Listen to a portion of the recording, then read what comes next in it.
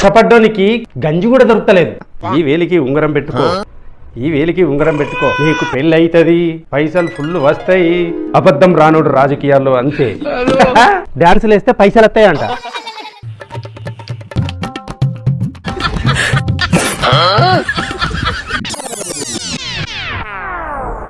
ఏందో ఈ పొరగాళ్ళు గిట్ల ఫోన్లు పట్టుకొని టిక్క టిక్క కొట్టుకుంటా టక్క టక్క పైసలు సంపాదిస్తారు. గా పొరగాళ్ళేమో బాగా చదువుకొని ల్యాప్టాప్లు టక్క టక్క నొక్కుంటా పొట్టు పొట్టు లచ్చలు లచ్చలు పైసలు సంపాదిస్తారు. మరి నాకేమైంది? నాకు కూడా 2 చేతులు 2 కాళ్ళు ఉన్నాయి కదా, నాకేం తక్కువ?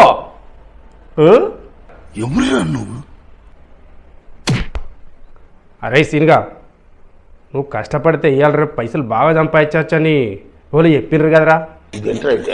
ఎవరై ఉంటుంది? కష్టపడ్డానికి గంజి కూడా దొరకలేదు, కూర్చున్నోనికి కుండల కొద్ది పైసలు వస్తాను. ఇదేందో మర్మం కనిపెట్టాలి.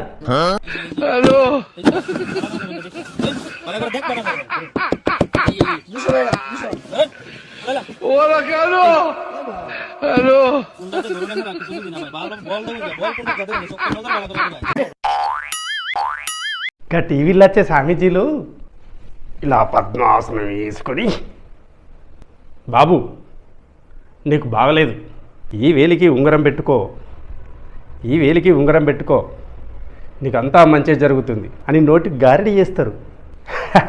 మనకు సెట్ అయిద్దంటావు. ఇది నాకు సెట్ అయింది కావచ్చు. ఓం క్రీం నీకు పెళ్ళి అవుతుంది, నాకు డబ్బులు వస్తాయి, పైసలు ఫుల్ వస్తాయి. నాకు సెట్ కాదు. అయినా నాకు పైసలు ఎవడిస్తాడు? అప్పులోళ్ళు ఎంబడబడతారు, అసలే పాత పక్కీలు వసూలు చేస్తారు. అబ్బో ఎట్లా మరి? అరే సీన్గా, రాజకీయం చేస్తే ఎట్లుంటుంది అంటావు? కుర్చీ మీద కూర్చుంటే చాలంటారు కదా, కానీ దానికి నోరు ఉండాలి. మనకేమో నిజం తప్ప అబద్ధాలు అస్సలే రావు. అబద్ధం రానుడు రాజకీయాల్లో అంతే. లేకపోతే కుర్చీ కింద మంట పెడతారు. మనకు అది అసలే సెట్ కాదు. మరి ఇలా డబ్బులు సంపాదించాలి.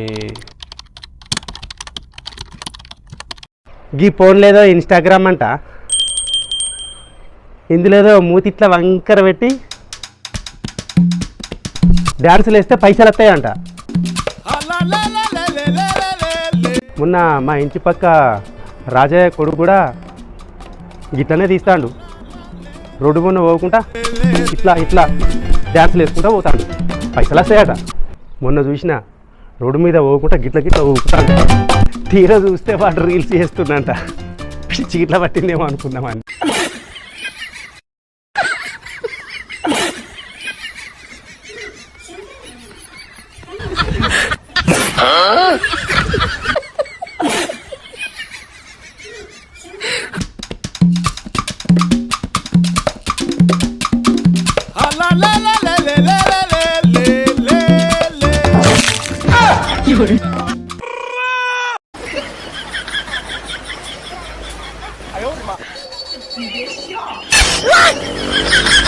అబ్బా ఇది మనతోని కాదు. ఈ లేనిపోని డ్యాన్సులు ఎత్తే నడుము పట్టుకొని హాస్పిటల్ పాలైతే ఉన్న పైసలన్నీ పోతాయి. మరి కూర్చుండి డబ్బులు సంపాదించుడు ఎట్లా?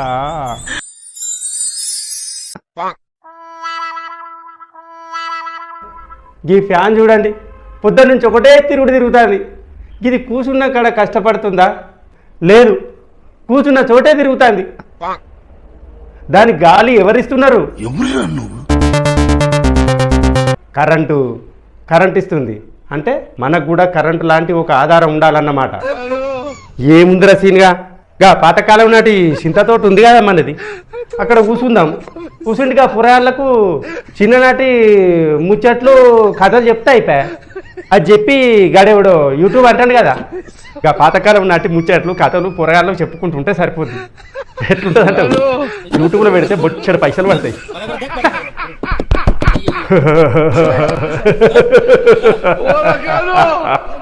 Hello.